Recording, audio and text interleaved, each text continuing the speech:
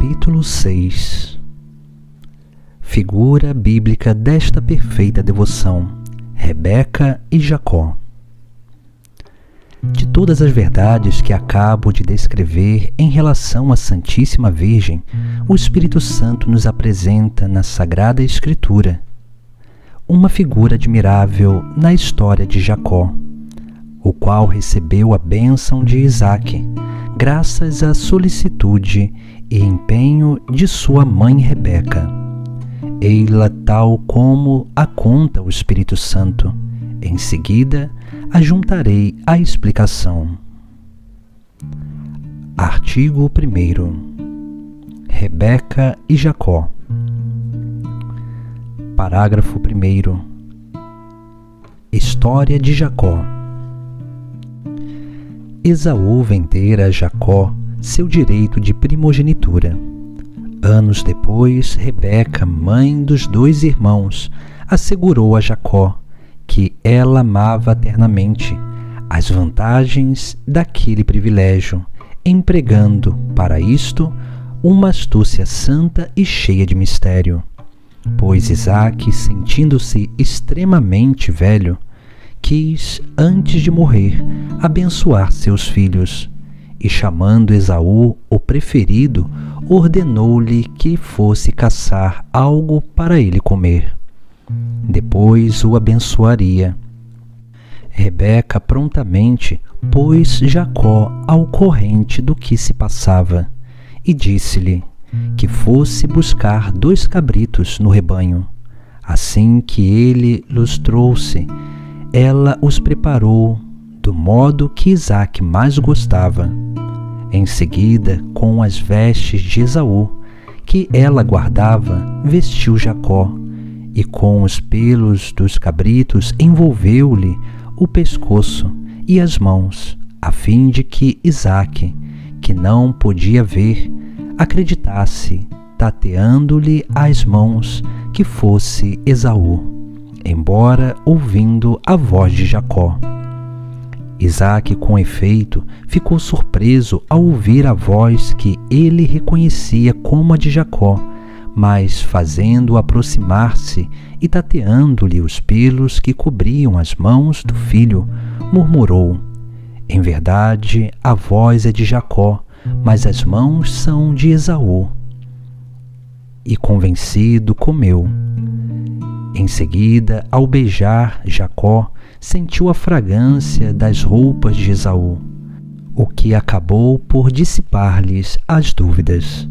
Abençoou-o então e desejou-lhe o orvalho do céu e a fecundidade da terra. Estabeleceu o Senhor de todos os seus irmãos e terminou a bênção com estas palavras: "Aquele que te amaldiçoar, seja amaldiçoado, e aquele que te abençoar, seja acumulado de bênçãos." Apenas Isaque acabara de falar, entrou Esaú trazendo um guisado da cabeça que abatera, e o apresentou ao pai, pedindo-lhe que comesse e em seguida o abençoasse. O santo patriarca ficou extremamente surpreendido ao ficar ciente do engano, mas, longe de retratar o que fizera, confirmou, pois reconhecia no fato, evidentemente, o dedo de Deus. Então Esaú, como observa a Sagrada Escritura, gritou com grande clamor, e acusando em altas vozes o embuste de seu irmão, perguntou ao pai se ele não tinha outra bênção.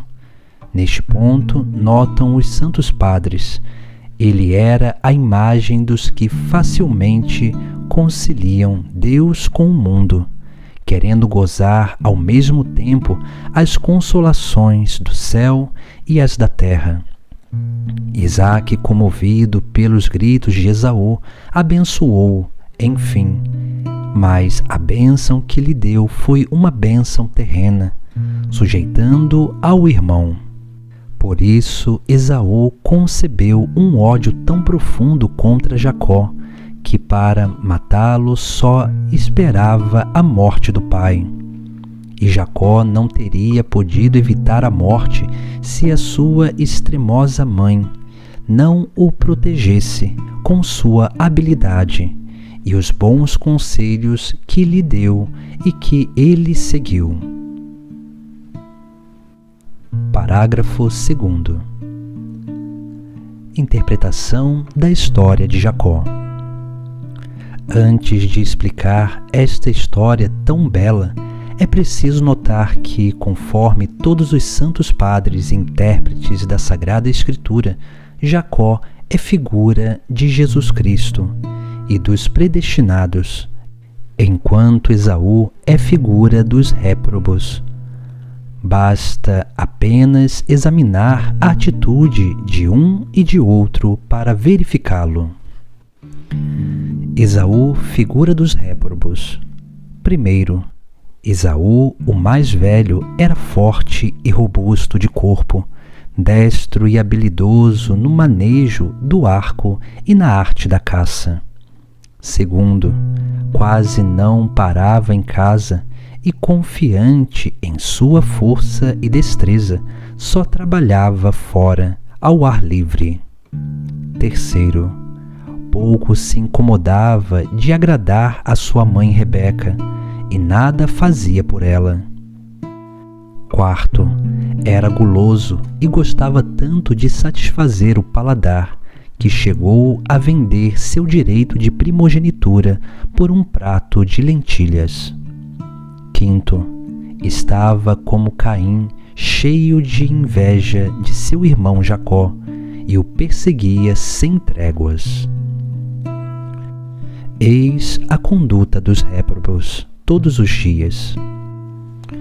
Primeiro, fiam-se em sua força e indústria nos negócios temporais, são muito fortes, muito hábeis e esclarecidos para as coisas terrenas, mas extremamente fracos e ignorantes nas coisas do céu.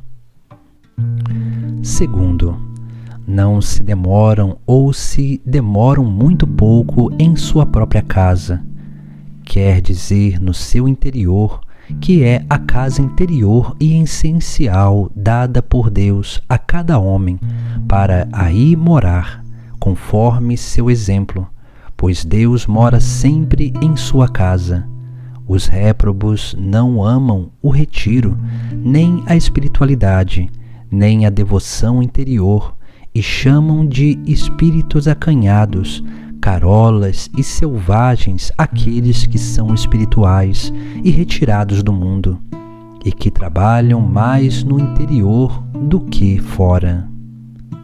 Terceiro, os réprobos não se preocupam de modo algum com a devoção à Santíssima Virgem, a mãe dos predestinados. É verdade que não a odeiam formalmente, fazem-lhe às vezes um elogio, dizem que a amam, praticam até alguma devoção em sua honra, mas de resto não suportariam vê-la amada eternamente, porque não têm para ela as ternuras de Jacó. Acham motivo de censura nas práticas de devoção, a que se entregam os bons filhos e servos da Virgem Santíssima para obter sua afeição, na certeza de que esta devoção lhes é necessária à salvação, e acham mais que, desde que não odeiam formalmente a Santíssima Virgem e que não desprezam abertamente sua devoção, isso é bastante e já ganharam as boas graças da Santíssima Virgem e são seus servos ao recitarem ou resmungarem algumas orações em sua honra, sem a menor ternura por ela nem emenda para eles.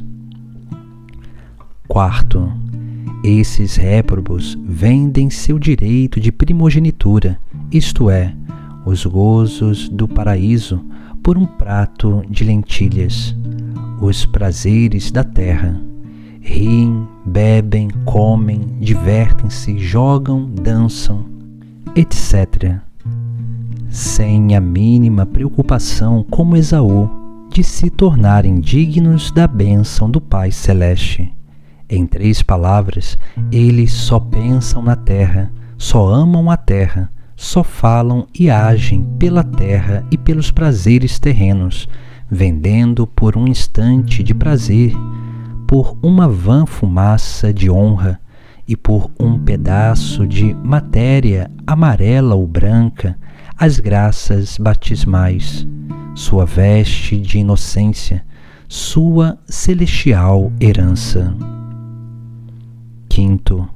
Os réprobos, finalmente, em segredo ou às claras, odeiam e perseguem diariamente os predestinados, prejudicam-nos quanto podem, desprezam-nos, roubam-nos, enganam-nos, empobrecem-nos, expulsam-nos e reduzem-nos a pó, enquanto eles mesmos fazem fortuna, gozam seus prazeres, vivem em situação esplêndida, enriquecem, se engrandecem e levam vida folgada. Jacó, figura dos predestinados. 1. Jacó, o caçula, era de compleição franzina, meigo e sossegado. Permanecia em casa o mais possível para ganhar as graças de sua mãe Rebeca, que o amava ternamente. Se saía de casa, não o fazia por vontade própria, nem por confiança em sua própria habilidade, mas para obedecer a sua mãe. 2. Amava e honrava sua mãe, por isso ficava em casa junto dela. Seu maior contentamento era vê-la. Evitava tudo que pudesse desagradar-lhe e fazia tudo que imaginava agradar-lhe. Tudo isso concorria para aumentar em Rebeca o amor que dedicava ao filho. 3. Em todas as coisas ele era submisso à sua mãe, obedecia-lhe inteiramente em tudo, com obediência pronta, sem tardanças e amorosa, sem queixas, ao menor sinal da vontade materna. O pequeno Jacó corria e trabalhava. Acreditava piamente, sem discutir, em tudo que a mãe lhe dizia. Por exemplo, quando Rebeca o mandou buscar os 2 cabritos, e ele os trouxe, a fim de ela os preparar para Isaque. Jacó não replicou nem observou que bastava um para satisfazer o apetite de um só homem, mas sem discernir, fez exatamente como ela mandou. 4. Ele depositava uma confiança sem limites em sua querida mãe. Como não contava absolutamente com sua própria experiência, apoiava-se unicamente na proteção e nos desvelos maternos. Chamava por ela em todas as suas necessidades e consultava em todas as suas dúvidas. Por exemplo, quando lhe perguntou se, em vez da bênção, não receberia a maldição de seu pai, creu e confiou na resposta que ela lhe deu, de que tomaria sobre si a maldição. 5. Ele imitava, enfim, na medida de sua capacidade, as virtudes que via em sua mãe.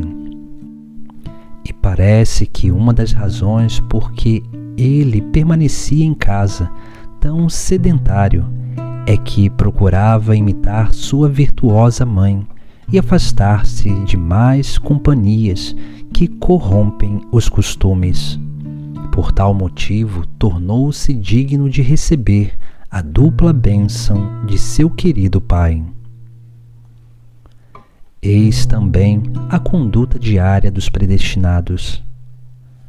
1. Vive em casa sedentariamente com sua mãe, quer dizer, amam o recolhimento, são interiores e se aplicam à oração, mas conforme o exemplo e a companhia de sua mãe, a Santíssima Virgem, cuja glória está toda no interior e que durante a vida inteira tanto amou o retiro e a oração.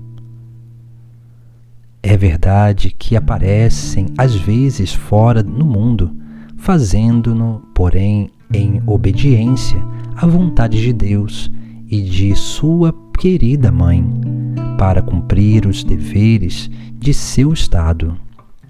Por grandes coisas que façam no exterior e que apareçam, preferem muito mais as que fazem no interior, em companhia da Santíssima Virgem, porque aí executam a grande obra de sua perfeição, ao lado da qual todas as outras são como brinquedos de criança.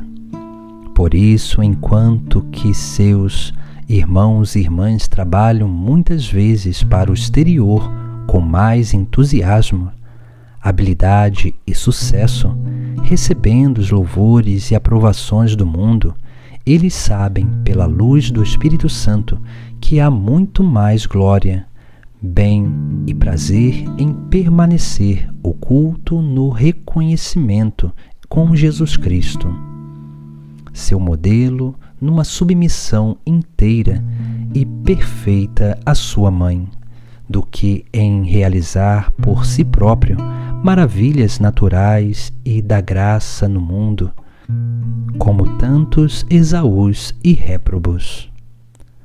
A glória para Deus e as riquezas para os homens encontram-se na casa de Maria. Senhor Jesus, quão amáveis são os vossos tabernáculos! O pardal encontrou uma casa para se alojar, e a rola um ninho onde abrigar seus filhotes. Oh, como é feliz o homem que mora na casa de Maria, na qual fizestes primeiro a vossa morada. É nesta casa de predestinados que ele de vós somente recebe socorro. E em seu coração dispôs subidas e degraus de todas as virtudes, para elevar-se à perfeição neste vale de lágrimas. Segundo, eles amam ternamente e honram em verdade a Santíssima Virgem, como sua boa mãe e senhora. Amam-na não só com a boca, mas verdadeiramente. Honram-na não só no exterior, mas no fundo do coração. Evitam, como Jacó, tudo que pode desagradar-lhe e praticam com fervor tudo que creem poder adquirir-lhe sua benevolência. Trazem-lhe e lhe entregam não só 2 cabritos como Jacó e Rebeca, mas seu corpo e sua alma, com tudo que do corpo e da alma dependem, de que são figura dos 2 cabritos de Jacó, primeiro para que ela os receba como um dom que lhe pertence, segundo para que os sacrifique e faça morrer ao pecado e a si próprios, escorchando-os e despojando-os da própria pele e de seu amor próprio, e para agradar por este meio a Jesus, seu Filho, que não quer para amigos e discípulos, senão aqueles que estiverem mortos para si mesmos. Terceiro, para que os prepare ao gosto do Pai Celeste, e para servir a sua maior glória, que ela conhece melhor que nenhuma outra criatura. Quarto, para que, por seus cuidados e intercessões, este corpo e esta alma, purificados de toda mancha, bem mortos, bem despojados e bem preparados, sejam um manjar delicado, digno do paladar e da bênção do Pai Celeste. não é o que farão as pessoas predestinadas que apreciarão e praticarão a consagração perfeita a Jesus Cristo pelas mãos de Maria, como lhes ensinamos, para testemunhar a Jesus Cristo e Maria um amor afetivo e corajoso?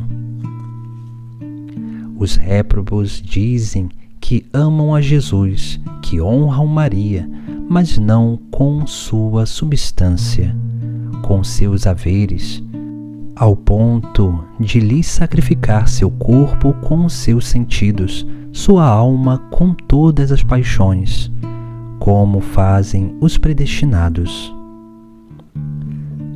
Terceiro, eles são submissos e obedientes à Santíssima Virgem, como a sua boa mãe, a exemplo de Jesus Cristo, que dos 33 anos que viveu sobre esta terra, dedicou 30 a glorificar a Deus, seu Pai, por uma perfeita e inteira submissão à sua Mãe Santíssima. A ela obedecem, seguindo com exatidão os seus conselhos, como o pequeno Jacó seguia os de sua mãe, que lhe diz: meu filho, segue meus conselhos, ou como os criados nas bodas de Caná, aos quais a Santíssima Virgem diz: fazei tudo o que ele vos disser. Por ter obedecido a sua mãe, Jacó recebeu a bênção, como por milagre, embora por direito natural não devesse recebê-la, porque os servos nas bodas de Caná seguiram o conselho da Santíssima Virgem, foram honrados com o primeiro milagre de Jesus Cristo, que nessa ocasião, a pedido de sua mãe, converteu a água em vinho. Assim, todos aqueles que até ao fim dos séculos receberem a bênção do Pai Celeste e forem honrados com as maravilhas de Deus, só receberão estas graças em consequência de sua perfeita obediência a Maria. Os Esaús, ao contrário, perderão sua bênção por falta de submissão à Santíssima Virgem. Quarto, os predestinados têm uma grande confiança na bondade e no poder da Santíssima Virgem, reclamam sem cessar seu socorro, olham-na como a estrela polar, guiando-os a seguro porto, comunicando-lhe com o coração aberto suas penas e suas necessidades, acolhem-se à sua misericórdia e sua doçura para, por sua intercessão, alcançar o perdão de seus pecados ou para gozar de seus maternais carinhos em suas aflições e contrariedades. Atiram-se até, escondem-se e se perdem de um modo admirável em seu regaço amoroso e virginal, para aí ficarem abrasados de amor, para aí se purificarem das menores manchas e para aí encontrarem plenamente a Jesus, que aí reside como no mais glorioso dos tronos. Ó que felicidade! Não creiais, diz o abade Guerrico, que seja maior felicidade habitar o seio de Abraão que o seio de Maria, pois neste colocou o Senhor o seu trono. Os réprobos, ao contrário, põem toda a confiança em si próprios, só comem como os filhos pródigos, o que comem os porcos. Como vermes só se alimentam de terra, e porque amam somente as coisas visíveis e passageiras, como os mundanos, não apreciam as doçuras e suavidades do seio de Maria. Não sentem aquele apoio e aquela confiança que os predestinados sentem pela Santíssima Virgem, sua boa mãe. Amam miseravelmente sua fome exterior, como diz São Gregório, porque não querem provar a suavidade que está preparada no próprio íntimo deles e no íntimo de Jesus e de Maria. Quinto, finalmente, os predestinados mantêm-se nos caminhos da Santíssima Virgem, isto é, imitam-na, e nisto eles são verdadeiramente felizes e devotos, trazendo assim o sinal infalível de sua predestinação. Esta boa mãe lhes diz: bem-aventurados que praticam minhas virtudes e caminham sobre as pegadas de minha vida, com o socorro da divina graça, eles são felizes neste mundo, durante sua vida, devido à abundância de graças e de doçuras que eu lhes comunico de minha plenitude, e com muito mais abundância que aos outros que não me imitam tão esforçadamente. Eles são felizes em sua morte, que é doce e tranquila, e na qual eu os assisto para os conduzir às alegrias da eternidade. Serão finalmente felizes na eternidade, porque jamais se perdeu algum dos meus servos, que durante a vida tenha imitado fielmente as minhas virtudes. Os réprobos, ao contrário, são infelizes durante a vida, em sua morte e na eternidade, porque não imitam a Santíssima Virgem em suas virtudes, contentando-se com pertencer a alguma de suas confrarias, com recitar uma ou outra oração em sua honra, ou fazer qualquer devoção exterior.